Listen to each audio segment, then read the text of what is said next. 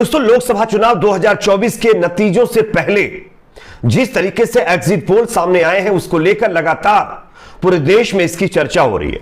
लेकिन इसी बीच चुनाव आयोग ने जो काम किया है उस पर अब सवाल खड़े होने लगे हैं। चुनाव आयोग ने बैलेट पेपर की काउंटिंग से जुड़ा एक नियम बदल दिया है और इसको लेकर के विपक्षी पार्टियों की तरफ से सवाल खड़े किए गए हैं। किस तरीके से विपक्षी पार्टियों ने चुनाव आयोग पर सवाल खड़े किए, इसको लेकर के कई बयान सामने आ रहे हैं जो आगे हम आपको दिखाने वाले हैं। साथ ही साथ कई और अहम खबरें इस चुनाव से जुड़ी हुई सामने आ रही हैं, वो भी आपके सामने रखेंगे। एग्जिट पोल करने वाली एजेंसियों की एक और बड़ी धांधली यहां पर देखने को मिली है। किस तरीके से एग्जिट पोल के अंदर झोल किया गया है, एक तरफा चीजें दिखाई गई हैं, उसको लेकर के एक बड़ा खुलासा भी हुआ है जो आगे हम आपको बताने वाले हैं। साथ ही साथ यहां पर राहुल गांधी का एग्जिट पोल को लेकर बड़ा बयान आया है, इनके भी बयान को सुनाएंगे। उससे पहले एक छोटी सी रिक्वेस्ट आपसे है दोस्तों, एग्जिट पोल के बारे में आपकी अपनी क्या राय है? क्या वाकई एग्जिट पोल बीजेपी के पक्ष में माहौल बनाकर एक नैरेटिव सेट करने का प्लान तैयार किया गया इसके जरिए? कमेंट सेक्शन में अपना फीडबैक जरूर दीजिए। वीडियो को ज्यादा से ज्यादा लाइक करें, शेयर करें, चैनल पर नए तो सब्सक्राइब जरूर कर लीजिए। सबसे पहले मैं आप लोगों को दो राज्य के असेंबली इलेक्शन के रिजल्ट सामने आ गए हैं वो बता देता हूं, उसके बाद आगे एग्जिट पोल की बात करेंगे। सिक्किम के अंदर बीजेपी का सुपड़ा साफ हो गया है। यहां पर एसकेएम पार्टी ने बहुमत के साथ अपनी सरकार बना ली है। यहां पर 31 सीटें एसकेएम ने जीती हैं, जबकि एक सीट पर दूसरी पार्टी का कैंडिडेट जो है चुनाव जीता है। यह सिक्किम का रिजल्ट मैं आप लोगों को बता रहा हूं। और इसी के साथ साथ यहां पर अरुणाचल प्रदेश के अंदर भारतीय जनता पार्टी ने दोस्तों चुनाव जीत लिया है। भारतीय जनता पार्टी ने 2019 के मुकाबले इस बार ज्यादा सीटें यहां से जीती हैं। तो ये दो राज्य जिसके कल रिजल्ट आ चुके हैं, जिसमें से सिक्किम बीजेपी के पास था भी नहीं और इस बार भी बीजेपी का सुपड़ा साहब एक भी सीट यहां पर बीजेपी नहीं जीत पाई है। अरुणाचल में बीजेपी ने 46 से ज्यादा सीटें जीती हैं। चलिए बात करते हैं अब एग्जिट पोल की। आप सब जानते होंगे एग्जिट पोल को लेकर पूरे देश में चर्चा हो रही है। लोगों का कहना है कि भाई मोदी जी ने तो पहले ही बता दिया था कि 400 प्लस सीटें हम जीतने वाले हैं और उसी तरीके से मीडिया में काम भी किया जा रहा है, सर्वे करने वाली एजेंसियां काम भी कर रही हैं। और अब इसी बीच जब एग्जिट पोल की चर्चा पूरे देश में हो ही रही है तो चुनाव आयोग ने बैलेट पेपर की काउंटिंग से जुड़ा एक नियम बदल दिया है और इस पर अब बवाल खड़ा हो गया है। किस तरीके से विपक्षी पार्टी के नेता अब चुनाव आयोग की क्रेडिबिलिटी, उसकी विश्वसनीयता पर सवाल खड़े कर रहे हैं, जरा सुनिए, उसके बाद इसकी चर्चा करेंगे। सब सवाल जो उठाया गया चुनाव आयोग से, ये सब उनके रूल्स और उनके गाइडलाइंस में ऑलरेडी मौजूद है। सवाल ये है कि ये लागू नहीं हो रहे, ये हमारा अनुभव है। काउंटिंग में हर समय परेशानी होती है हमारे काउंटिंग एजेंट्स को। वो जब भी कुछ मांगते हैं इस रूल के तहत, उसे कहा जाता है कि आप इलेक्शन कमीशन ऑफ इंडिया से लिखित में ले आओ। अब ये संभव हो नहीं पाता काउंटिंग के समय, तो इस तरीके से कई सारी बातें टल जाती हैं। तो हमने उनसे आग्रह यही किया, जो बातें आपने खुद कही अपने गाइडलाइन में, उसको लागू करवाने के लिए डायरेक्ट इंस्ट्रक्शंस दो, या आपके जो ऑब्जर्वर्स हैं उनको ये हिदायत दी जाए कि ये सब लागू हो। उनमें से जो मुख्य बातें हैं वो मैं आपको रेखांकित करके बता दूँ। मुख्य जो इश्यूज है वो हमने यही कहा था कि ये इंश्योर करना चाहिए, number 1, safe movement of control units through a CCTV monitored corridor. कहाँ से ले आते, कहाँ से मतलब उसको काउंटिंग टेबल पर रखते हैं, मतलब ये सब जो है, this should be through a CCTV monitored corridor. Number 2, verification of the current date and time displayed on the control units.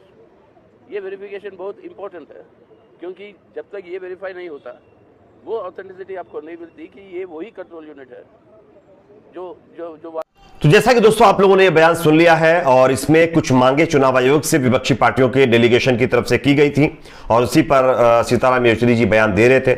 यहां पर चुनाव आयोग ने बताया जा रहा है कि बैलेट पेपर की काउंटिंग से जुड़ा नियम बदल दिया है। पहले क्या होता था कि बैलेट पेपर की काउंटिंग के बाद उसका रिजल्ट घोषित कर दिया जाता था कि किस पार्टी की बढ़त बैलेट पेपर के अकॉर्डिंग कितनी है। इसके आंकड़े शायद आप लोगों ने भी मीडिया में देखे होंगे। जब बैलेट बॉक्स की गिनती होती है तो बताया जाता है कि बैलेट बॉक्स में अभी फिलहाल बीजेपी या कांग्रेस या जो भी दल है वो आगे चल रहे हैं। लेकिन अब चुनाव आयोग ने यह नियम बदल करके क्या कर दिया है कि ईवीएम का रिजल्ट पहले आएगा, उसके बाद में बैलेट बॉक्स के आंकड़े यानी जारी किए जाएंगे। इस पर चुनाव आयोग के पास यानी इंडिया गठबंधन की तरफ का जो एक तरीके से डेलीगेशन है वो पहुंचा और उसने ये कहा कि ये नियम आप नहीं बदल सकते, या आपने नियम बदला तो किसी से किसी को इन्फॉर्म क्यों नहीं किया? विदाउट इंफॉर्मेशन के आप नियम कैसे बदल सकते हैं? ये कानून के मुताबिक भी आप चेंज नहीं कर सकते। तो फिलहाल चुनाव आयोग अपनी मनमानी कर रहा है, ये लोगों का आरोप है। और यहां पर इलेक्शन कमीशन की विश्वसनीयता पर सवाल खड़े करते हुए इंडिया गठबंधन ने कुछ मांगे भी चुनाव आयोग के सामने रखी हैं।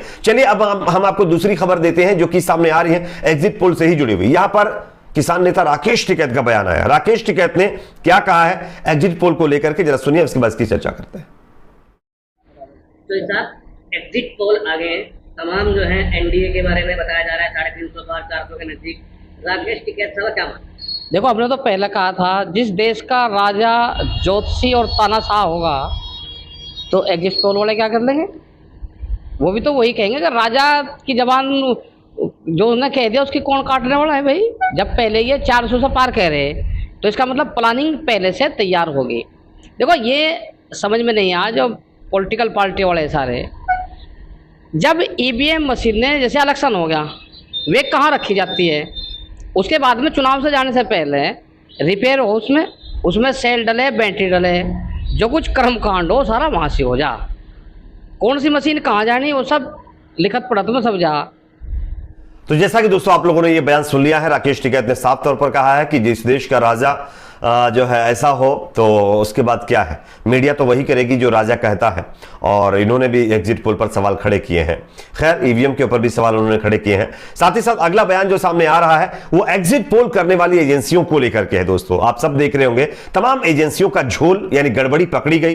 तमाम एजेंसियों ने जो सर्वे किया, एग्जिट पोल दिखाया, उसमें कई राज्यों के अंदर जितनी सीटें नहीं होती हैं उससे ज्यादा बीजेपी के पक्ष में सीटें दिखा दी गई हैं।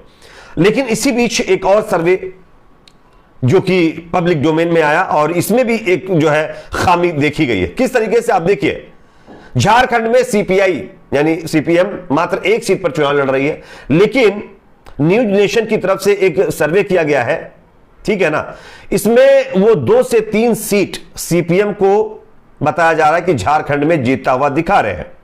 अब सवाल यह खड़ा होता है कि 2 सीटें ज्यादा कैसे दिखाई जा रही हैं? आखिर ये सब गड़बड़ी क्यों एग्जिट पोल के साथ की जा रही है?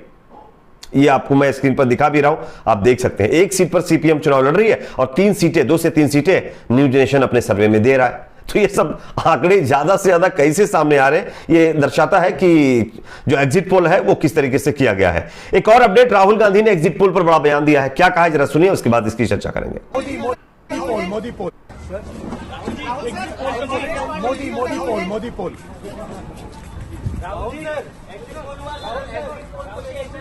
इसका नाम एग्जिट पोल नहीं है ब्रदर, इसका नाम एग्जिट पोल नहीं है, इसका नाम मोदी मीडिया पोल है। ये मोदी जी का पोल है, फैंटेसी पोल है उनका। कितनी सीटें आई आपके हिसाब से? सरकार बन रही है। सिद्धू मूसेवाला का सॉन्ग सुना? तो जैसा कि राहुल गांधी के बयान को सुन लिया, उन्होंने साफ कहा है कि ये जो एग्जिट पोल है वो मोदी मीडिया पोल है और हमारा इंडिया अलायंस 295 सीटें जीत रहा है। चलिए यहां पर एक और अपडेट मैं आप लोगों को दे दूं। समाजवादी पार्टी के नेता अखिलेश यादव ने भी एक आरोप लगाया है। क्या कहा है आप स्क्रीन पर देख सकते हैं। भाजपाई पूरे देश का परिणाम चंडीगढ़ चुनाव की तरह बदलना चाहते हैं, लेकिन इंडिया ऐसा नहीं होने देगा, जनता गुस्से में है। यानी तमाम नेताओं को ऐसा लग रहा है कि जो एग्जिट पोल दिखाए जा रहे हैं वो पूरी तरीके से फर्जी हैं, एक तरफा हैं और आका के कहने पर यह सब कुछ किया जा रहा है। खैर, इस पर आपकी अपनी क्या राय कमेंट सेक्शन में बताइए। वीडियो को लाइक शेयर, चैनल को सब्सक्राइब जरूर करें।